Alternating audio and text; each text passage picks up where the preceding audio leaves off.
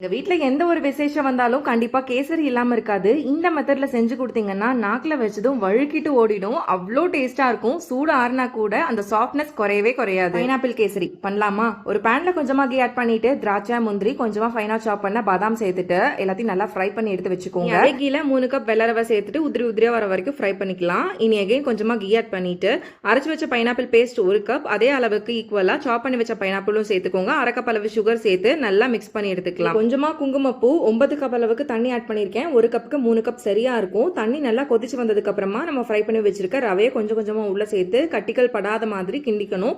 இனி கலர் தேவைப்பட்டுச்சுன்னா ஆட் பண்ணிக்கோங்க, இல்லைன்னா ஸ்கிப் பண்ணிக்கலாம். ரவை எடுத்துக்கிட்டீங்கன்னா 3 கப் அளவு சக்கரை கண்டிப்பா சேர்க்கணும். பைனாப்பிள் ஸ்வீட்னஸ் ஜாஸ்தியா இருந்ததுன்னா வேணா கொஞ்சம் கம்மி பண்ணிக்கலாம். நான் ஆல்ரெடி ஒரு ஹாஃப் கப் சேர்த்ததுனால 2.5 கப் அளவு சேர்த்து நல்லா கலந்துக்கிறேன். ரவை ஆட் பண்ண உடனே ஸ்டவ் ஆஃப் பண்ணிக்கோங்க. அப்பதான் கரெக்டான கன்சிஸ்டன்சி கிடைக்கும். இதை நல்லா கலந்து விட்டு சாப்பிட்டு பாருங்க. அட்டகாசமா இருக்கும். ட்ரை பண்ணி பாருங்க. பாய்.